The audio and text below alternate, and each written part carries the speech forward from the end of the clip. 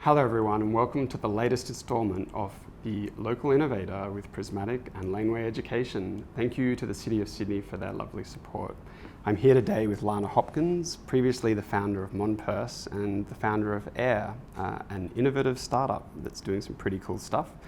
My name is Rob Morris. I'm the founder and CEO of Prismatik. Thanks for joining us today. Before we get into it, I would like to invite you to join me in acknowledging the Gadigal people of the Eora Nation, the traditional custodians of this beautiful land we are gathered in today as we pay our respects to their elders past, present and emerging. So thank you for joining us. I hope you enjoy the interview today and ask some questions and I'll happily send them Lana's way. And now we're going to play a message from Councillor Jess Scully that we've prepared specially for you. Thank you, Rob. I want to acknowledge that even though we're all meeting in a distributed way today, we're all coming together on Aboriginal land, and I want to acknowledge the elders past and present of the Gadigal people of the Eora Nation, who are the traditional custodians of the land that I'm coming to you from, and to acknowledge that this always was and always will be Aboriginal land. I'd also like to welcome you and our special guest today, Lana Hopkins, the founder of Mon Purse, and most recently the co-founder of Air. Since its launch in 2014, Lana has grown Mon Purse from a kernel of an idea, a design your own handbag concept, into a multi-million-dollar business. And it's not easy to build a direct-to-consumer business when there are so many big players in the market, when there are so many channels that you have to navigate. And it's a testament to her hard work and entrepreneurial spirit that she's been able to develop that. But she didn't just stop there. She went on to co-found Air, and at Air, Lana's applying the experience that she's had to take brand customization into the digital world, to have immersive, real-time brand experiences. I'm so thankful that she's decided to share her knowledge with all of us today. The Local Innovator Series that Lana is a part of was inspired by Prismatik's The Innovation Game, which was held during Spark Festival last year, another important event that the city supports in our tech and startup ecosystem. Last month, Spark Festival came together once again in unique circumstances, and it was a demonstration of resilience as they moved the festival completely online and were actually able then to share it with a whole lot more people who otherwise wouldn't have been able to connect with that content, and to connect with each other, to share knowledge and to learn from our innovators and our startup leaders. I'm really pleased that the City of Sydney is committed to supporting the startup and entrepreneurial sector. We're really focused on upskilling businesses and local communities around innovation, collaboration and resilience and problem solving, because we've never needed as much problem solving as we do right now. Our Visiting Entrepreneur program, if you haven't caught up with that, you really should. There are some incredible talents that come and share their expertise through that program. And it's been essential in fostering global connections between international thought leaders and our local startup community. Since that launched in 2017, that program's presented more than 71 curated events for over 6,500 members of our local startup community. And so a lot of that stuff is online as well, so please do seek it out. The City is proud to support this event that you're at now with a $10,000 Knowledge Exchange grant, which was awarded earlier this year, and to help Prismatik provide this platform to share skills, knowledge, build community and build experience. I'm so thankful for the work that they do, and also for all of you for making time to come and upskill yourselves, to make connections and to help contribute to the dynamic, creative and diverse entrepreneurial ecosystem that we have here in the City of Sydney. I hope you get a lot out of the event and I hope you enjoy it as well. Have a great day. Hey Lana. Hey Rob, thank you for having me. It's really nice to join you here today. And so thanks for making the time to come and do this interview with us. Wonderful to be here, really excited. So I would love to talk a little bit about how you came to be here sitting in this chair with us today. And you started your career, as I understand it, in Unilever, of all places. And then you've gone through a meandering path dealing with media, PR, marketing, biz dev, founding some pretty exciting startups, private equity and so on. Do you want to tell us a little bit about how you came to be sitting in this chair? Gosh, what a fascinating question, and one that I don't often get, but I will comment and say the chair is extraordinarily comfortable. So this is good to know. Of all the chairs I've sat on, this is probably one of the best. And it's delightful to be in your company as well. Obviously, I think when you sort of look at the trajectory and what that all sort of looked like, the one thing that you highlighted and that you pointed out is there was quite an unusual road which led to where I am today, which is here with you. And that also, in a way, is something that contributed in many ways towards shaping the final outcome. It's about learning different things on that journey. You're right, I started out in a graduate role at Unilever, delivering ice creams through the northern beaches. Streets ice creams, I ate lots and lots of them this one hot summer I should add. But it was a great sort of insight into kind of understanding every single cost center within a business, within a company. So you've got your key departments within marketing, technology, sales, R&D, obviously, eating ice cream as you go through each level. But it was an interesting sort of foray into consumer products and consumer mentality, and something that would stick with me for a very, very, very long time to come. To your point, obviously I moved through various roles in media, in publishing, and also a number of other marketing and PR roles before I started my own company back in 2014, fateful summer of 2014, when I embarked on the journey of starting Mon Purse, which would go on to be the first direct-to-consumer customization brand in Australia, which went global. And that was a really interesting and exciting journey that took me from Sydney to London to San Francisco, New York, quite a lot and quite often, between 2015 and 2018 when I exited that company. Now, the common theme is all of this, and the common sort of thread that ties all of that together is my passion for solving consumer problems and for really wanting to understand, how do you blend the digital world with the physical world? How do you bring those two things together, and how do you tell that story in a really wonderful and meaningful way? And that is how we got to where we are today. Yeah, and so where we are today is that you're the co-founder of Air, a disruptive technology startup. I don't want to put words in your mouth about what it does, but it's pretty exciting, I think. Would you like to talk a little bit about what Air's up to and why you're excited about it? Of course. So it would be remiss of me not to mention that we are incredibly honoured to have you as our founding CTO, which is an absolute honour and a total delight. But the interesting story goes like this. So I was in Los Angeles and Austin at the beginning of this year. And I've been thinking since exiting MP in 2018, I've been thinking a lot about this intersection of the digital world and the physical world, particularly as it relates to brands. How do you manifest the brand journey? How do you tell that story in a better way? And how do you obviously overcome things around convenience when you can't? But also in a really high fidelity and beautiful way. And so when I came back from Los Angeles, my intention was to relocate to the United States. So I went there, met with my co-founder, Juliana, who lives in Los Angeles, and came back to Sydney with the intention of packing up my home and moving with my husband to Los Angeles. That wasn't to be, because I landed back in Sydney, I think it was about a week before we went into lockdown in March. Yeah. So that was quite a fateful trip. And it's really, as we're sort of approaching the end of the year, it's crazy. It's actually diabolical to think about all of the stuff that's taken place, right? Wouldn't you agree? Yeah, hasn't it's been completely surreal. Like it's just, and you've been such a big and constant part of that. So that's what makes this interview so much more exciting and joyous, I think.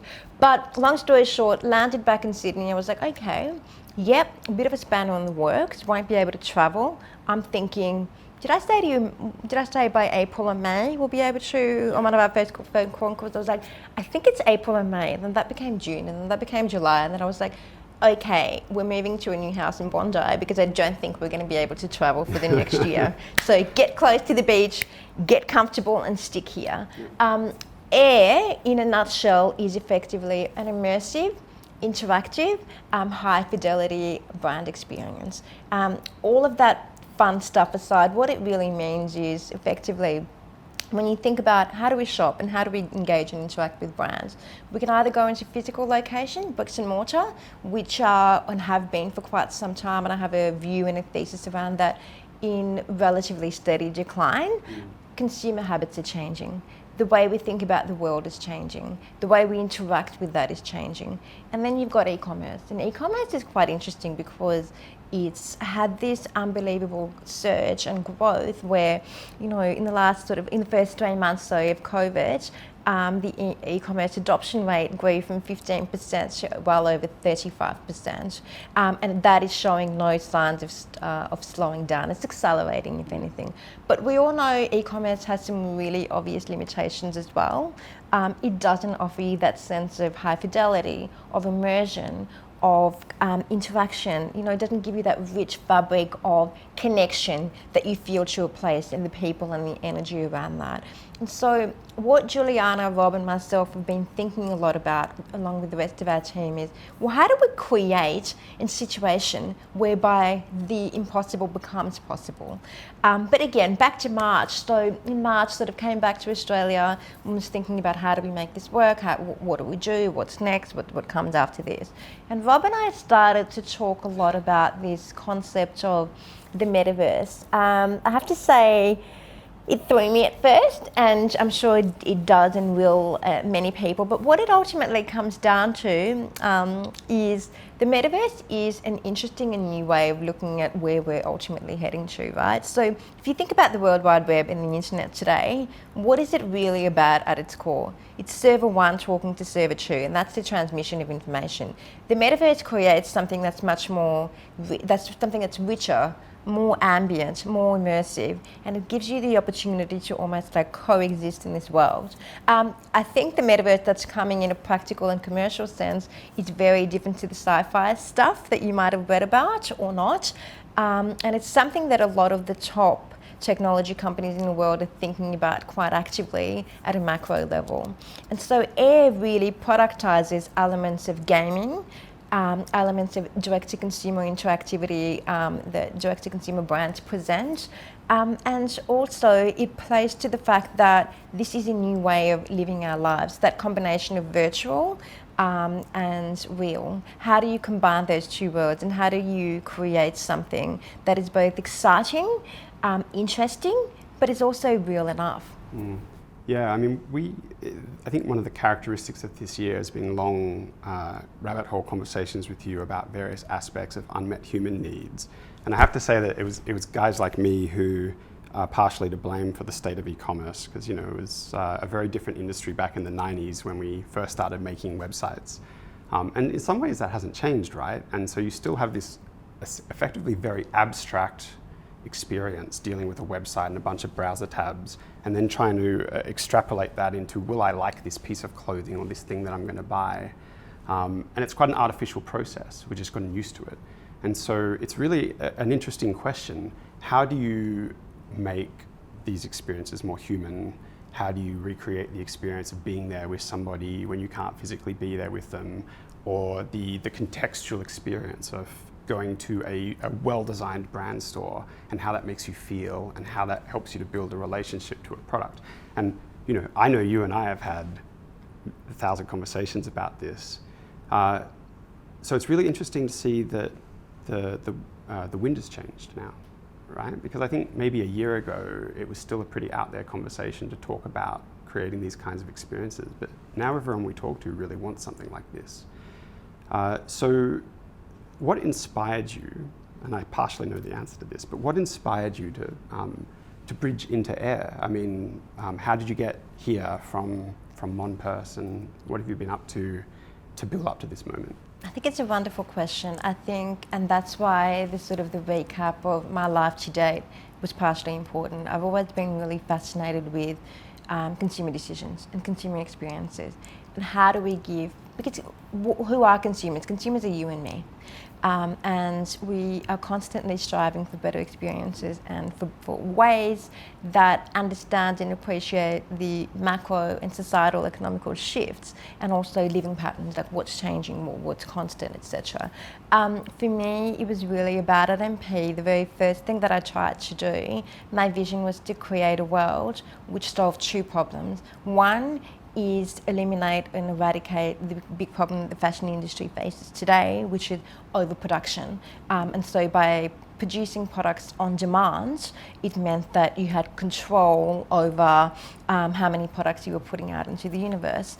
But B, it was also to create this world that we touched on very briefly just now, that sort of that bridge between the virtual and the real. How do you give people the ability to partake in the creation and customization of that experience, right? How do you give people the ability to be anywhere in the world but feel like they're going on a journey down a Tokyo alleyway, where they're able to hear the rain falling, smell the guy next door preparing ramen for lunch? It evokes a sense of mystery and adventure, and that's something that I think we can all relate. That's something that's been missing for a great part of this year, right? So how do you bring that really unbelievable spark and give people the control tools again to navigate their destiny when they're going on a shopping experience, making it that much more meaningful, but also solving a bunch of really practical questions along the way, like when you're buying hand cream or face wash, you can never figure out, what is the fragrance like? What does the texture feel like? Is it oil-based? Is it water-based? Like, what is it? And I won't show you how, you'll just have to wait and see. But Air solved all of those problems in a really hyper, interesting and exciting way. So imagine if you, and I know me, for example, I've been buying everything online now, and I have for quite some time, but you can never quite tell what the finishing touch on the product is going to be, what the texture is like. I can see the fit, I get the size, but that's it. Imagine if you could walk up to a product counter at your favorite beauty store, and you pump a bit of soap on your hand and you can see it, you can feel it, you can smell it almost. It's like you're right there. Why would you then need to travel to New York or travel to Paris? Now, we're not saying that you will never travel to New York or to Paris and do those things, but we're saying global pandemic or otherwise, it's no longer about having that physical presence on, Fifth Avenue or Champs-Élysées. It's not about that. It's about bringing that to you and also making you in control of your journey. Yeah, for me, context is a really big thing when I shop, and so I can abstractly extrapolate from e-commerce, but there's some part that's hard to remember about that experience for me when I'm asking the question, I want to buy a new pair of shoes, where should I go? It's a little bit hard to think about. And so there's something about physically being in a space that makes it easier to remember or to relate to and creates a more visceral experience. So I'm really excited to see how all of the interesting ideas that we have unfolds into this product. I see a real thread from what you were doing back in 2014 when you started Mon Purse, because we remember DTC was a pretty new idea then to today. You're still focused on the same kind of thing, you're just doing it maybe more bigger now, right? I think 100%. The direct-to-consumer or digitally native brands really started to flourish and come through in 2009, 2010. The first of those brands were the likes of Warby Parker, Bonobos, etc. I will be very sort of obvious in saying that there isn't a playbook and there never was a playbook, and I think that that's what we're seeing a lot of today, and there's that assumption that there is a playbook, but really it's about continuously innovating, and it's about surprising and delighting consumers and being really thoughtful in every single part of that journey, right? But what's interesting about the direct-to-consumer movement is something that started and originated in the brand space, in the retail brand space originally, has now spread throughout so many other industries. The world is literally going direct to consumer. It's not just brands who are cutting out the middleman and taking that control and owning that communication piece with their consumer. It's now financial organisations. You've got, Robin Hood, for example, a superhero in Australia. A great friend of mine started that company. I'm very proud of him. But, companies that are going direct to consumer and they're owning that relationship far, far beyond the realms of consumer brands. So what that's telling you is the world is moving in a very digital way. We understand that the metaverse is coming, or some fragments of the metaverse is coming. We know that the electric car is coming, so to speak. The question is, how do we build it? Yeah, the metaverse, I know, is quite an out there concept for some people, but it's been fascinating to see just how much interest in that space has developed this year, hasn't it? I mean, and we've noticed. We noticed, yeah. I've been interested in this for a long time as a science fiction fan. I remember Neil Stephenson's book Snow Crash first coined the term, which I reread recently for Inspo, which was pretty good. And so it's sort of like, is it like a video game, the metaverse, or is it something else? What do you think? Look, I think it's a combination. I think there are different people that have different views on this. And a lot of literature has been written in the last couple of months, to your point, that we've discussed and dissected and whatnot. People have different interpretations of it. The overarching theme is that it is a macro goal for a lot of the key tech players in the Silicon Valley and beyond. You've got Tencent that's taking a very avid interest in this. You've obviously got Amazon, you've got Snap, you've got a number of the Epic, of course. That was a no-brainer for them, right? Totally on brand. So, I mean, the obvious things that have happened, like just in the last sort of 6 to 12 months, is you've got the famous Fortnite and Travis Scott concert. That has completely reshaped how we think about concerts from now on into the future. And before I jump into the other examples, I just wanted to preface that by saying it takes 64 days for habits to form. That time is now well and surely over with the multiple global lockdowns and everything else that has sort of transpired over the last 6 months, right? But what you've got here is a common thread.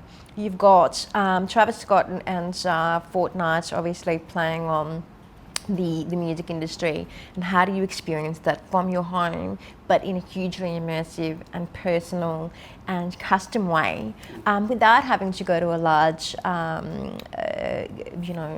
football field to experience it. Full of other people who might give you COVID, right? Correct, right? You've also got companies like Hopin, and I've really been following their trajectory. I found it incredibly fascinating and interesting. It's in the virtual event space, which is something that you and I discussed at the beginning of the year. You've got some really wonderful views in that space. So I am watching this space, seeing what comes of that. Judging from their valuation, we should have had a crack at that, right? Right, $2.1 billion. But I think, valuations aside, what's super interesting and impressive about this company is that they've now got 50,000 brands or companies on board. They've had something like 3.5 million users on the platform in the last 6 to 8 months, with a 20 mil ARR, so annualized run rate. Again, all of this has happened in their first year of business, and they've gone on to raise, I think, another 170 million or 170 total, please don't quote me, with a valuation of 2.1 billion. What that tells you is that specific company aside, it's telling you the future of work looks like this. The future of home entertainment also has a very interesting proposition with what we're seeing through Travis Scott and Fortnite. And for us, it's about taking that lens in the world and saying, how do we increase, how do we amplify, and how do we improve the relationship that brands, be it direct-to-consumer or luxury brands, in a really meaningful way that speaks to the Henry, high-earner, not rich yet cohort in key coastal cities. How is it that they want to see this? Is it a game, or are there elements of game incorporated into this process? Is it visual effects? Is it ASMR? What is it? Maybe it's a blend of all of those things. But ultimately, buzzwords aside, because it's really about the buzzwords, it's how do you make people feel a certain way? Because I've said this before, and I'll say it again, it's people will never forget how you made them feel, despite the fact that they'll probably forget what you say. And you have a really unique lens on this stuff, but you're so confident in your theories, and you've been right before. So I think it's an interesting question, like what's your process? Where does this confidence come from? How do you think about, when you're looking at a new business and you're thinking, what am I gonna go and do? I mean, and we're talking like bleeding edge stuff here where you're predicting the future, right? You're predicting what people are gonna want. How do you figure out, this idea, this thing, it's gonna work? You know, for aspiring entrepreneurs, what could they learn from you on that? So I think there's a couple of things here. I think that the way you just described it, I've probably never thought about myself or this in that way. I think it's just the hunger for knowledge. It's the desire to sponge up and to constantly absorb as much content and information and ask as many questions as possible. So I think curiosity is just this innate driver, always has been, always will be. And learning from like really interesting people. Why do you think we're having this conversation today? Because I spend a big part of my year engaged in conversations with you, with my co-founder Juliana, and with many other interesting people who help you form a view when you've got the feedback from subject matter experts. For me, it's one of my favorite things is to sort of see if it's possible to think like a polymath.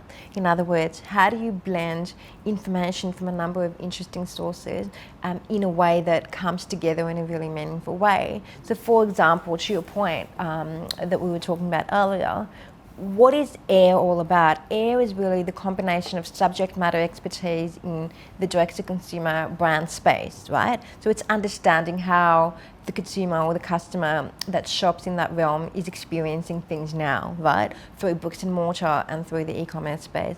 But it's also the combination of, well, how do we take them on a game-like journey? Because if you think about gaming, that industry is growing astronomically. It generated 3 times the amount of revenue that Hollywood did in the past year. So there's something interesting in that trend. People are all about kind of customizing and engaging with those experiences in that way. And then blending that with, the state of affairs in terms of where is the world moving to. And we can obviously see that it's about solving a problem around space. Because a static website, to your point earlier, does not provide the context that you may need in a fruitful shopping experience. You don't have that ambience, you don't have that palate cleanser to allow you to experience something in a really magical way. You have to physically get dressed, put on your Allbirds, and walk to the nearest store, which A, may not always be possible, but B, do we have to do that? Does there have to be a footprint associated with every single decision that we make? And the answer is no. Yeah, I mean, there's this interesting characteristic of innovation that it always feels a little bit weird while it's still theoretical. And if it doesn't have that property, it's often not actually a new thing. So I talk to adults and we're all a little bit uncomfortable with this idea of tech being so central in the in our experiences, right? Like, because we remember a world where it wasn't like that, and we're trying to we've still got one foot in the past. When I watch children play at the moment in something like Roblox, it's like the same, like they're totally into that, right? So as time passes, people have more and more of a sort of a digital native experience, and it becomes more and more normal for them to interact in these ways. So I think you're right. And to that point, I mean, I watch my nephew who's he's 8 years old, and he's really comfortable on Discord, and he's really comfortable on Roblox, and that's their life. They're building worlds and planets and universes in there, and that provides a really interesting and ambient experience for them. So we can definitely see where the world is heading. Yeah, I mean, there's an infinite rabbit hole of creativity that they go through. I mean, I walked into my living room the other day and my 8-year-old was saying, "Let me get breakfast for you, dear." And I was like, "Oh, great." And then I realized she was on Roblox doing some kind of a role play that they were just making up on the spot with her friends. And so it is really interesting to see how children are interacting in technology, because it tells you a little bit about what the future will be when they grow up.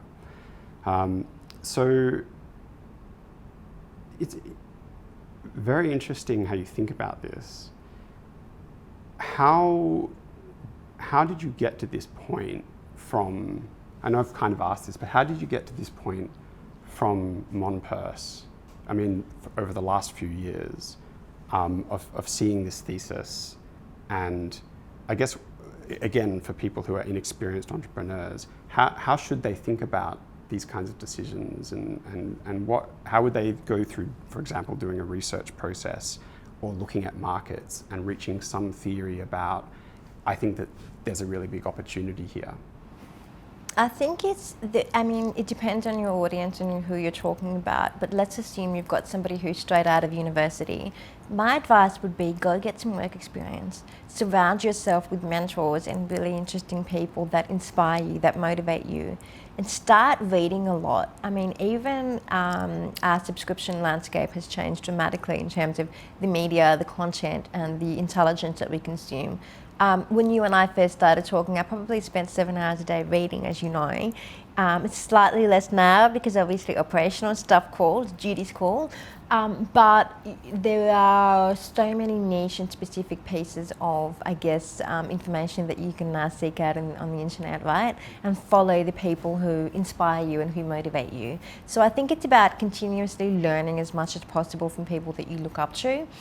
It's about getting the hands-on experience as well. And I think it comes to you because I think you're able to kind of go, I'm understanding this space, this is what's happening here right now, package that up with the knowledge that I've received from my practical experience with what I'm reading about, and start to then have interesting conversations with people to bring it all in together. That's how it's always worked for me. I was fortunate in that I spent 4 years in the direct-to-consumer space really understanding how to build those brands, and those brands and their problems and their issues and their nuances are the lifeblood of air, because we're effectively creating a new age solution for those brands. So by having that subject matter expertise and knowing all of their pain points and knowing what the macro bigger opportunity looks like, I was able to get to that. But I think nothing can substitute experience. Nothing can substitute what you learn on the job. And the person that I am today is not the person that I was when I started MP. So there's even something to be said about second-time entrepreneurs. You develop a really robust mechanism for coping with things, and you figure out what's really important, who to surround yourself with. Yeah, one of my metaphors for being an entrepreneur when I'm advising new entrepreneurs, is building a business is like doing a never-ending list of things that you've never done before the first time. And each time you solve a problem, you get the next problem. And so in a sense, becoming an entrepreneur, or the journey is learning how to do these things. And no business that you found can grow faster than you can grow. When you're doing it for the second time, you already know all of those first steps, and so you can do them much more efficiently, and then the third and the fourth time. And each time you just get a little bit further, right? But I just want to go back to something. 7 hours a day of reading, that's incredible. Do you think, what do you read? Do you read books as well? And I think it's a really good combination. So for example, this year I was really intrigued about some core principle of mathematics. So I started to read a little bit about that. Maths was never a favourite subject of mine at school, but I realised that the problem was not so much that I wasn't passionate about maths, because my brain works in a very logical way, but the way that it was taught. And just by reading about it in a different way was quite interesting. I read a lot, as you know, some of the articles that I forward to you. A good friend of mine who is a DTC expert, Webb Smith, he writes a lot about the state of affairs at the intersection of technology, direct-to-consumer brands, and other really topical macroeconomic issues. I read the New York Times and the Wall Street Journal for sort of a kind of a macro societal, economic, and business perspective. I read the AFR every morning for quick, 5 to 10 minutes just to scan through and see if there's anything interesting there. And novels and books, so there's a broad variety of what, when, how, why. But Yuval Noah Harari, for example, Sapiens, so that's one of my absolute favourite books. It summarises a bunch of stuff that we already know from school, from our earlier education, but in a really palatable and interesting way. And it talks about dynamics and shifts and whatnot. So I think it's important to always kind of stay up to date with the current affairs and understand what's going on, and always question, like, there's so much information, there's never been more information available than there is today, but that actually brings into question, like, how accurate is it? The valuable lesson there is it teaches you to really apply your logic in different ways and to sort of see, I read this here, how does that compare with that? What about if I blend 1 + 1, does that equal 2? Like, what are the parallels that you can extrapolate from those seemingly unrelated things, and how do you apply that to your life in a really meaningful way? That's what's exciting for me.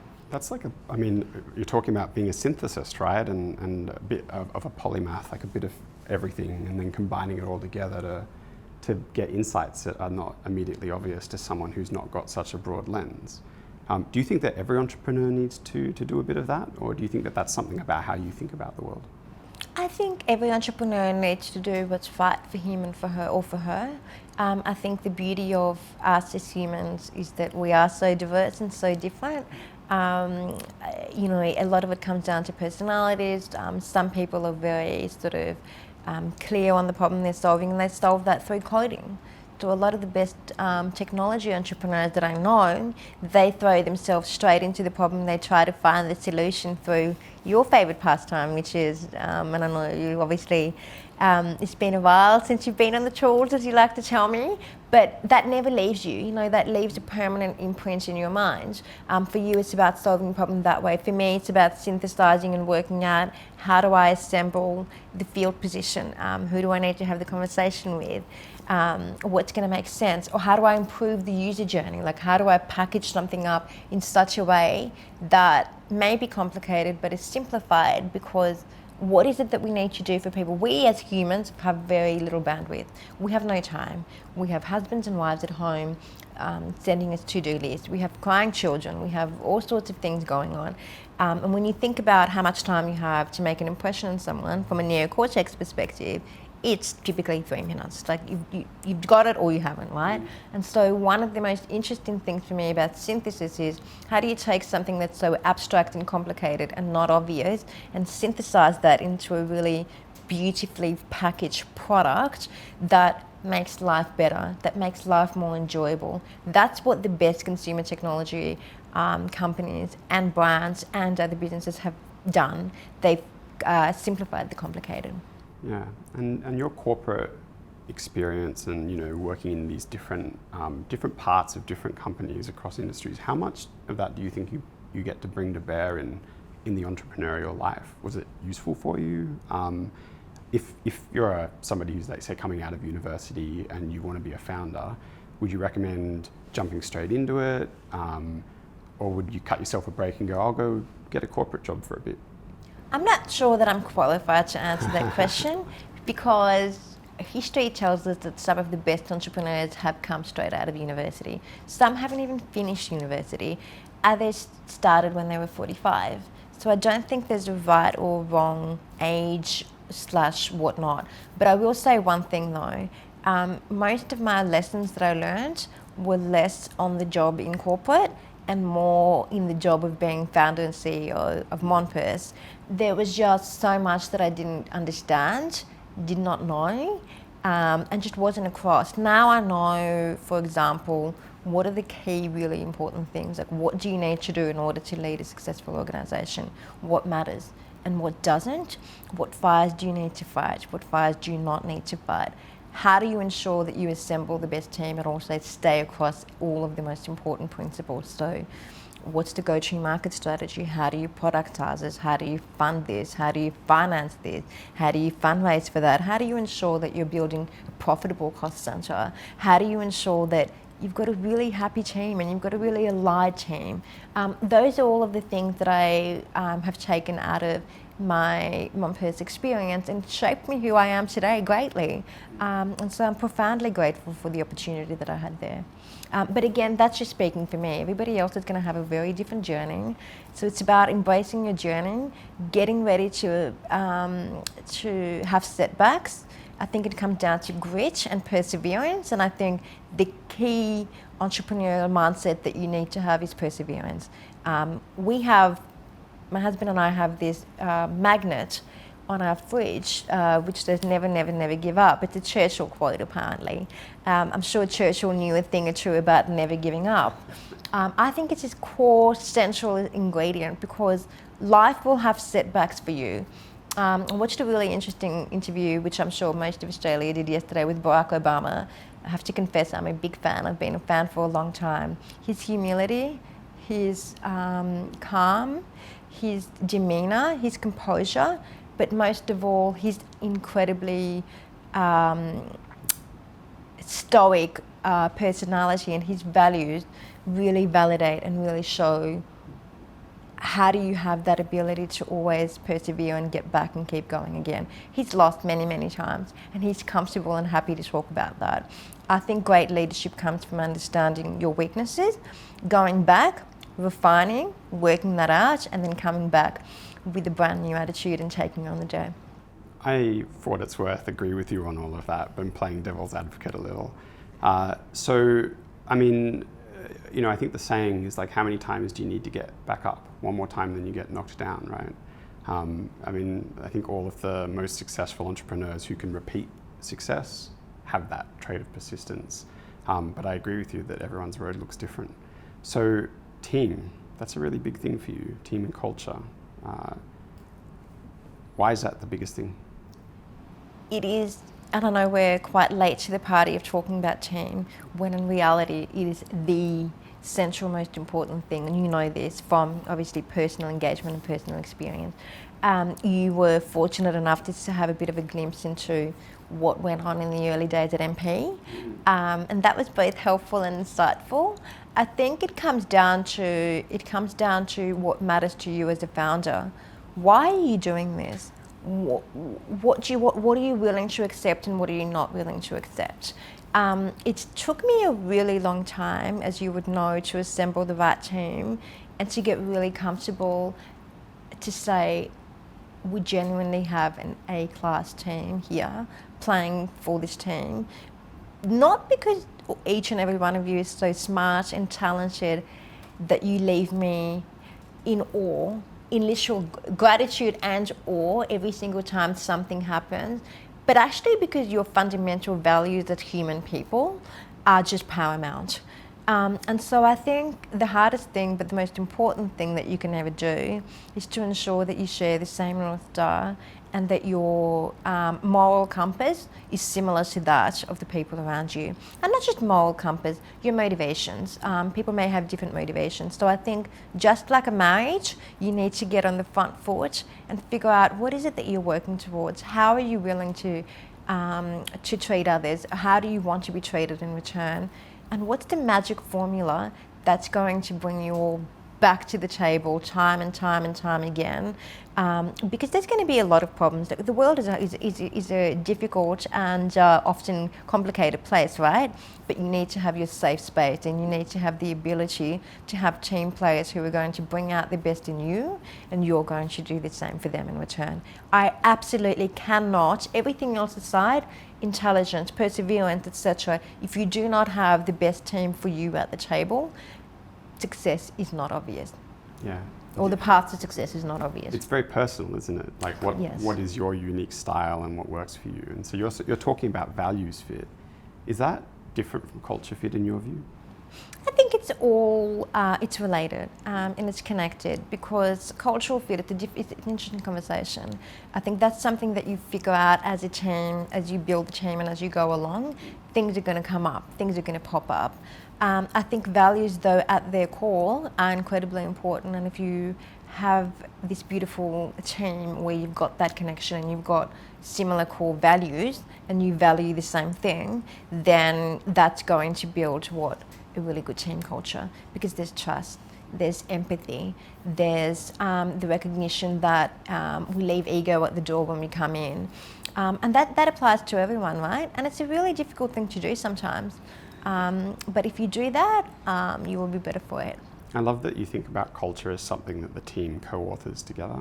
Absolutely. It's one of these things that you see floating around in tech hiring, like looking for people with culture fit. I'm like, well, culture is the function of all of the people that you hire, and they're the function of their values and motivations, and so maybe you need to focus on the second thing, not the first. It's really funny. I remember somebody in my past life sort of said, you should read the Netflix book, and they sent it through to me. I think it was a board member. Please read this book. And it was incredible. Like, there was such wonderful points in there. But what I just remembered is thinking, gosh, I'm so busy, I can't get to this. And the reality is we don't need to complicate it by having a 300-page dossier. I think we need to agree on sort of a couple of core values. And what is it that we're genuinely working towards? What's our North Star? Do we need a reset? And then how do we all take each day in the direction that we need to take it in, but if we need to reset, we can. So it's about having short, medium and long-term goals, and also finding that genuine and human dynamic. I'll put the question back to you. How do you think I think about culture and team and whatnot from what you've seen? So, I mean, I've noticed that you're very focused on hiring people who have tight values alignment with your values. And also people who are highly motivated to do the job that you're hiring them to do. And you're like very, very insistent on that being of paramount importance. And I'd say that out of many of the entrepreneurs I've worked with, that's a bigger focus for you than it is for others. I mean, I'm quite impressed with the amount of hard work that you've put into really building as you would say, rock star, I think, or a player team around you. Can you believe we have 8 people? Right. I'm in shock. Like, how do you go from idea to 8? Like, and you know what? This is the thing, and without sort of hijacking your moment, is celebrate every small milestone. Celebrate your first $1 million day. Celebrate your first 1,000 customers, and just enjoy. Whether it's, you know, run around the office or have a glass of champagne or have a cup of coffee and like whatever it is that floats your boat, do it. Because you'll never get that moment again. You'll get other moments, maybe even better moments, but there's something about freezing that moment in time and just having this unbelievable humility and gratitude around that.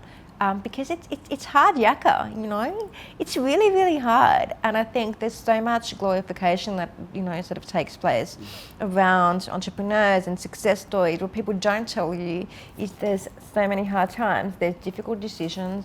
There's things that you wish you did better. And there's just so much. Anyway. I don't think anyone sane would choose the life of an entrepreneur if they actually knew all of the hard problems that you have to deal with all the time. But, right. But you know, for most consummate entrepreneurs I know, they can't think of choosing any other life. So they're just sort of stuck with all of those hard choices and devil's bargains that we have to live with. And so I think it takes passion, right? To have the grit. If you choose something you don't love, how are you going to keep getting up? The money's not there. Day, right? No money. It's all this risk. No one believes what you're doing because they can't see all of the vision, or not no one, but you know what I mean. And you've got to get up every day in the face of that uncertainty and in the face of all of these problems and just keep going and keep going and keep going. How would you possibly do that if you're not passionate about the subject?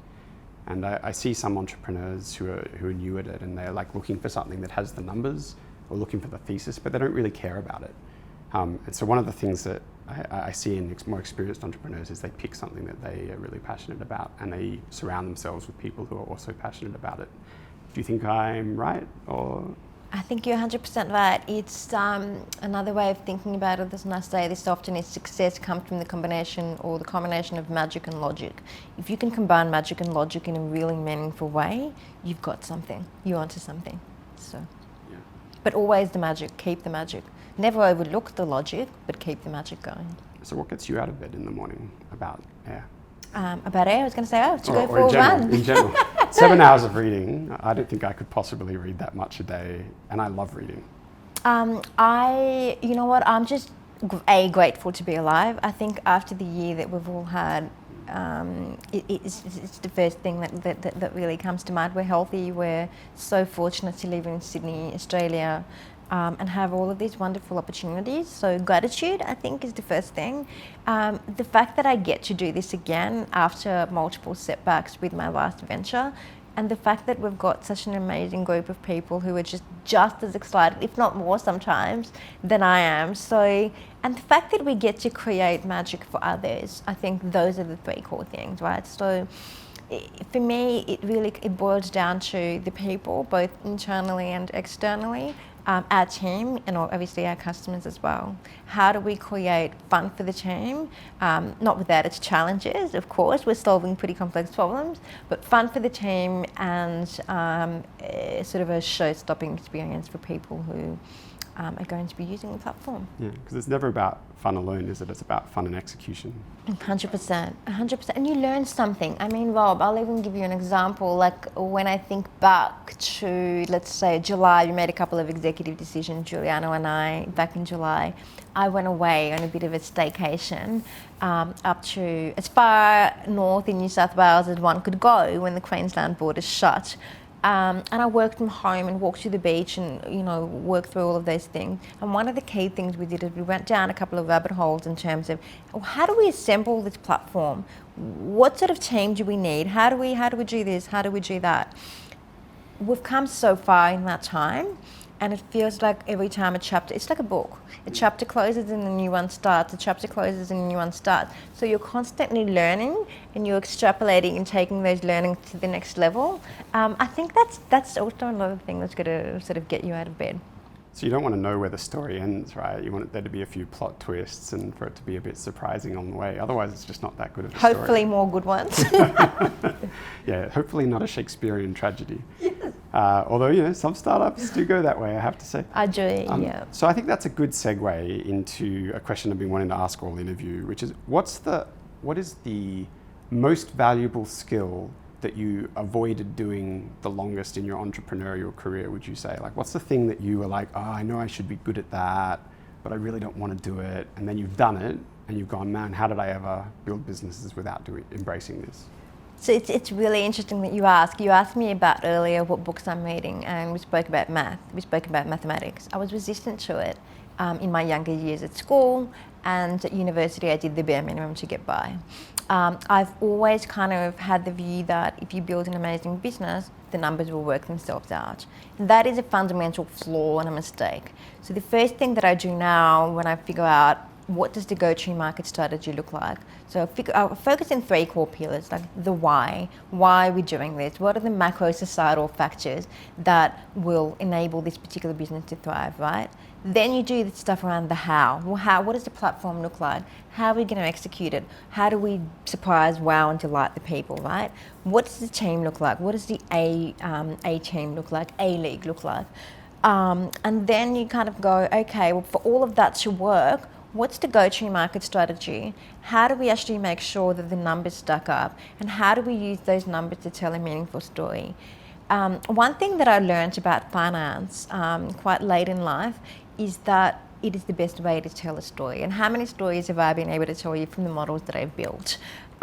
It's really been about saying the reason why we're making decision A, B, and C is underpinned by X, Y, and Z assumption that we're extrapolating from the model.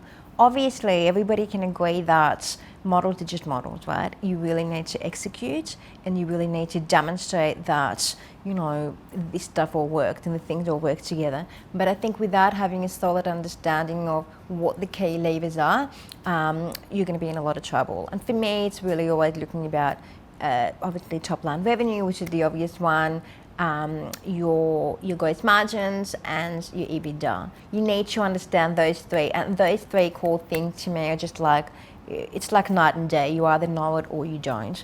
In order to tie in all of this stuff together and package it in a meaningful way, you have to be 100% across the numbers. Nobody can do that for you. Sure, you'll have a team of analysts, whatever the case might be, but as the leader of a business, as a visionary, it's very important that you understand how all of these key things come together and are able to defend that financially. So better late than never, as they say. You're really sharp on the numbers, I have to say. So if you hadn't told me that story, I would have never predicted that was the part that you avoided.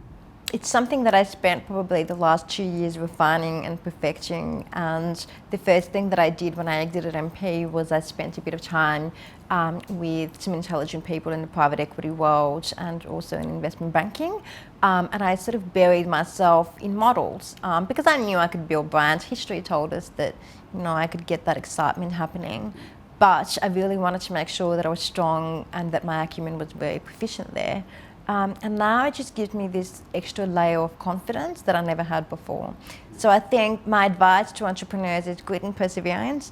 have the best team, and also identify your weakest link and figure out how to fix it. Don't shy away from it, tackle it head on. I didn't, but now I have. So I'm going to jump to, I always have more things to say, but I'm going to jump to a question from our audience. Any tips on building good models? Understand the problem that you're trying to solve, and understand what is the minimum that it's going to take to go to market. Anybody can sort of build out a team of 100 people and have a huge marketing budget, but how do you test in a very bare minimum capacity? How do you test and really understand what it's going to take to get a really good product market fit, right? So work that out. And then based on those assumptions, you can then extrapolate that into year 2 and year 3, what it's going to take to build a profitable business. And why do I say profitability? If your entire focus is predetermined by top line revenue growth with a complete disregard for the key cost centers and whatnot, you're going to find yourself in a situation where you're going to be on the hamster wheel constantly having to raise capital. Now, if you are fortunate enough to raise capital, or if that's something that's required strategically, that's a wonderful place to be, but you don't want to be reliant on that. So you kind of want to give yourself no more than an 18-month run rate, depending on the sort of business that you're building, and then from there say, well, how do I ensure that our margins are solid, that we've got really good operating cash flows, that we've got positive EBIT in year 2 and 3, right? Because obviously setup costs in the beginning, etc., that's always going to take away. But how do you make sure that you can rely on yourself and stand on your own 2 feet? And then if you need to blow it up at the top line, you can do that via capital raising and whatnot. But is there a business in this? And I think that's something you need to be thoughtful in the beginning. And when I say, is there a business? Businesses are in business to make money. There are very, very few businesses that are constantly losing money, in which instance that's okay. So you need to have a really good balance between the two and have an understanding of how you're going to go to market and what's the minimum requirement. Yeah. So another question, what are the most important factors in a model to you? What kind of numbers do you look at, and what lenses do you look at the model through, like EBITDA, etc.? Is it, what are the things where it all needs to line up in your view? Well, my three core levers that we've been discussing for the past week with the latest model that I've shared with you.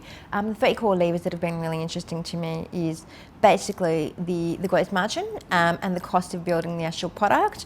In e-commerce, we used to call that COGS, which is cost of goods sold. I've applied a very similar principle there. Obviously, top line revenue, having an understanding of how you're going to get to that revenue, what are the activities that you need to undertake in order to drive that revenue. So that's a key lever. Then the gross margin, obviously, as well, like what are those key levers as well. And then you've also got to be really concise and really detailed about your EBITDA. What I also try and do within my models is underneath each cost center, be that, and what it tends to be is human capital, marketing, and general administrative things, right? So understand what percentage of revenue each cost center represents, right? And how that picture changes over time. So you might start with 20% in marketing, which is quite high, which becomes 15 and then 10% by year 3, right? So you've got that continuity and you're able to paint a picture to yourself, most importantly, of what happens over time. Is there scalability in this product? Do product development costs decrease? This is something that we've had to focus on quite a bit for Air, right? How do we show that continuity? Yes, there's a heavy investment in technology in year 1.